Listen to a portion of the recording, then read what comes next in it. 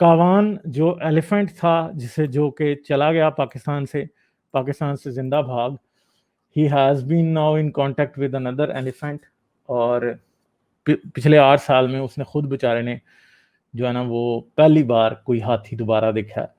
تو ایک بڑی سیڈ سٹوری تھی کاوان کی کہ کاوان کو ضیاء الحق نے اپنی بیٹی, جب اس کی بیٹی نے, ایک پاکستانی مووی تھی میرا خیال ہے, ہاتھی میرے ساتھی, اس نے دیکھی تو اس نے اپنے باپ کو کہا کہ اسے ہاتھی چاہیے ایز اے پیٹ. تو کیا ہوا جی کہ وہ ہاتھی لے کے اس نے سری لنکا سے ہاتھی اپنی بیٹی کے لیے ضیاء الحق نے منگوا لیا. پھر وہ ہاتھی آیا تو یہ ہاتھی جو ہے اسلام آباد زو جو ہے مرغزار چڑیا گھر ادھر جو ہے رکھوا دیا گیا, اور یہ ہاتھی اس وقت 1 سال سے کم ایج کا تھا, اور کہتے ہیں کہ آرفن تھا. کچھ لوگ یہ بھی کہتے ہیں کہ شاید آرفن نہیں تھا, کیونکہ آپ کو پتا کہ ضیاء الحق جو ہے وہ مطلب اس کے بڑے زبردست قسم کے ٹائز تھے سری لنکا کے ساتھ, تو اس لیے اس نے وہاں سے منگوا لیا. تو ان دا اینڈ پھر کیا ہوا جی, وہ ادھر ہی تھا. مگر جیسا کہ پاکستان میں ہر چیز کے ساتھ ہوتا ہے کہ کرپشن اتنی ریمپنٹ تھی کہ جو چڑیا گھر کا سٹاف تھا وہ بیچ میں سے کچھ ایگزاٹک برڈز اور دوسرے جانور بھی بیچ دیا کرتا تھا. شیروں کے بچے تک انہوں نے بیچے ہیں لوگوں کو, اور چیتوں کے بچے.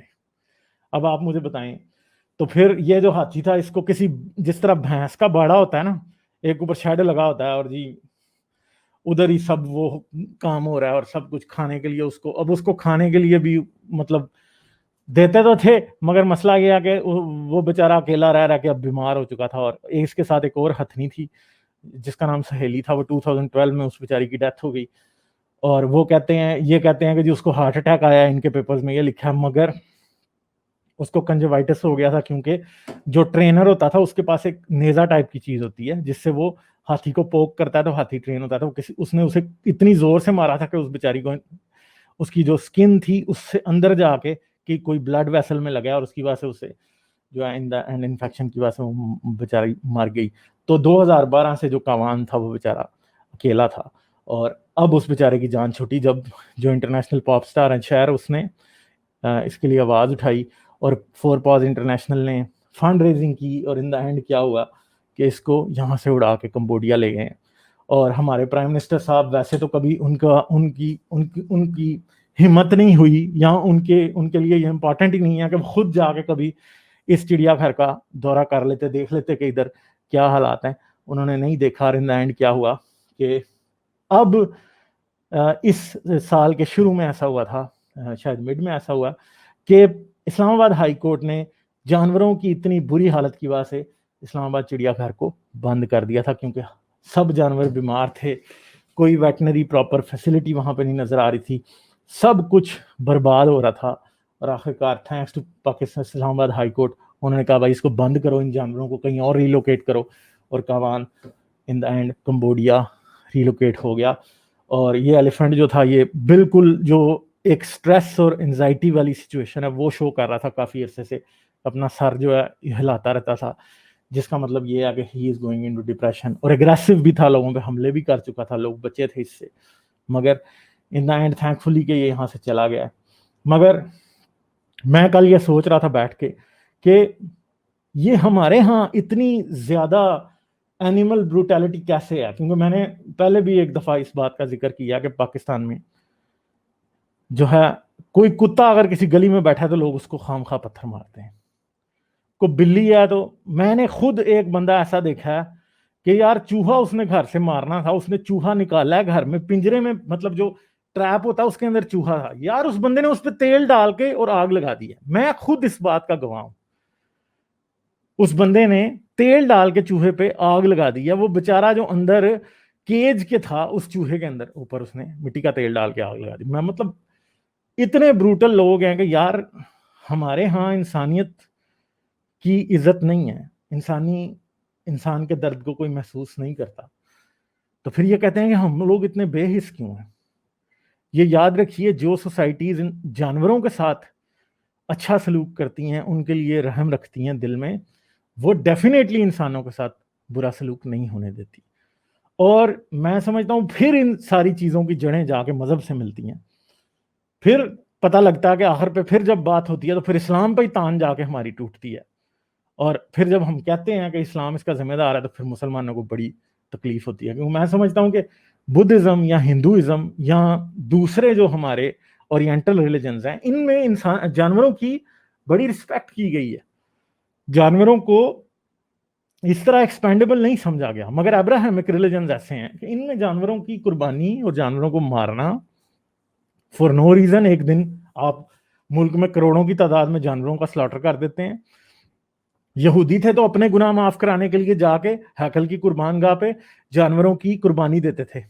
ہر سال وہ کتنے جانور جو تھے وہ اپنی قوم اور اپنے کبوتر سے لے کے گائے تک وہ قربان کرتے تھے اپنے گناہوں کی قربانیوں کے لیے اور قربانیوں کے لیے. شادی کر رہے ہیں تو ایک قربانی جانور کی ہوگی, بچہ پیدا ہوتا ہے ختنہ کیا بچے کا تو ایک قربانی ہوگی. اب جیزس کے ماں باپ جو تھے وہ غریب تھے. اب جیزس کا جس دن 8 دن کی عمر میں ختنہ ہوا اس کا, اس دن انہوں نے 2 کبوتروں کی قربانی کی کیونکہ وہ غریب تھے. وہ کوئی مرغی یا وہ کوئی بکرا یا بھیڑ افورڈ نہیں کر سکتے تھے, تو انہوں نے کبوتروں کی 2 کی قربانی کی. اور ان دا اینڈ ہمیں یہ دیکھنے کو ملتا پھر پاکستان میں تو قربانی کے نام پہ یہ قربانی جو پہلے صرف حاجیوں تک منسوب سمجھی جاتی تھی, پاکستان میں اب اس کے نام پہ اونٹ گھوڑے گدھے کیا کیا کچھ نہیں قربان کیا جاتا, سب کچھ ہی ہو رہا ہے ادھر. تو اونٹ قربان کرنا اب نیا فیشن بن چکا ہے اس وقت پاکستان میں. پہلے بیل ہوتے تھے, بکرے ہوتے تھے, خوبصورت لوگ خرید کے لاتے تھے, اب اونٹ بھی لوگ قربان کرنے لگ گئے.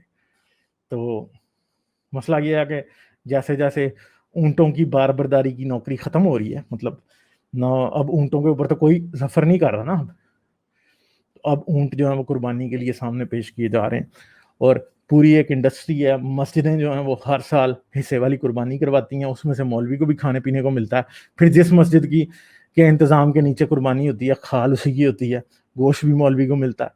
تو ایک بہت بڑا بزنس ہے. پھر پاکستان میں اس کی وجہ سے میٹ پرائسز جو ہیں وہ اسکائی راکٹ کر چکی ہیں, سب کچھ مطلب جو ہے وہ خراب ہو چکا ہے. تو اگر آپ دیکھیں تو کہیں نہ کہیں یہ جو بروٹیلٹی ہے اینیملز کی طرف اس مذہب کے اندر یا دوسرے ابراہمک ریلیجنز کے اندر, وہ یہاں تک پہنچتی ہے کہ ہمارے چڑیا گھروں میں ہمارے جو زوز ہیں ان کے اندر بھی جو اینیملز ہیں وہ محفوظ نہیں ہیں. ایون کہ ایک ایسی بھی خبر ہے کہ کچھ بٹیر تھے جو رکھے ہوئے چڑیا گھر میں, وہ انہوں نے کسی وی آئی پی کی شادی کے اوپر پکوا دیے. یہ بھی اسلام آباد زو سے اس طرح بھی چوری ہوئی ہے. تو یہ حال ہے جو کہ ہر طرف جو ہے یہ ان چیزوں کا ہو رہا ہے. یہ کوئی چھوٹی موٹی بات نہیں ہے ہمارے لیے لمحہ فکریہ کہ ہم ایک زو نہیں چلا سکے. زو جو ہے وہ ان اٹ سیلف ایک پیئنگ بزنس تھا. ادھر میں اس زو میں گیا ہوں, میرا بچپن ادھر گزرا ہے کیونکہ میں اسلام آباد میں تھا. میں نے وہ زو 90s اور ارلی 2000s کے اندر وزٹ کیا بہت بار. اچھا زو تھا, ایسا نہیں تھا بہت بری حالت نہیں تھی. میں نے ایٹ لیسٹ پچھلے 10-15 سال کے اندر اسے وزٹ نہیں کیا, اس لیے مجھے نہیں پتا کہ اب اس کی کیا سچویشن تھی. مگر شروع میں وہ اچھا ہی تھا. میں نے یہ کاوان ہاتھی دیکھا بھی ہوا ہے کیونکہ میں نے ادھر یہی 2 ہاتھی تھے, تو میں نے یہ دونوں ہاتھی دیکھے ہوئے ہیں جن کی بات ہو رہی ہے. تو مگر یہ ہے کہ اب دیکھیں, مجھے یہ یاد ہے کہ بچوں کی انٹری فری ہوتی تھی تو بڑے کی انٹری اس ٹائم بھی 20 روپے, آج سے کوئی میرے خیال ہے 10-15 سال پہلے 20 روپے انٹری بڑے کی ہوتی تھی. اور بڑے لوگ بائی دا تھاؤزنڈز ہوتے تھے زو کے اندر.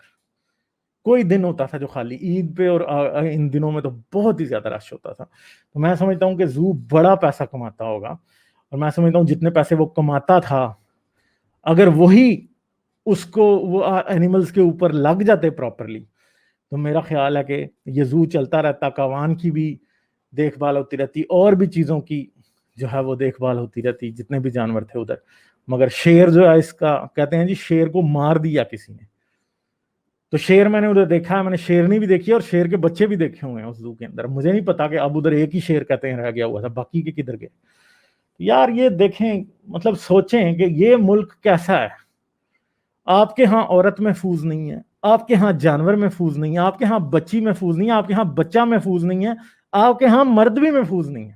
ابھی چند دن پہلے جو وہ کرسچن آدمی تھا جس نے کسی سود خور پٹھان سے, مطلب آئی ایم سوری ٹو سے پٹھان, کسی سود خور سے, وہ سود والے سے لیا ہوا تھا پیسہ, وہ دے نہیں سکا, اس نے اسے بلایا, اس کے کپڑے اتارے ہیں اور اسے ننگا کر کے, اور اس بیچارے کی جو اس کا جو اینس ہے اس کے اندر اس نے لال مرچیں ڈال دی. اب مجھے بتائیں کہ یار ادھر تو بندہ بھی نہیں محفوظ نا. اب اس بندے کی ویڈیو وائرل ہوگی, ورنہ اس بات بندے نے تھوڑی لوگوں کو بتانا تھا کہ بھائی میرے ساتھ یہ ہو گیا.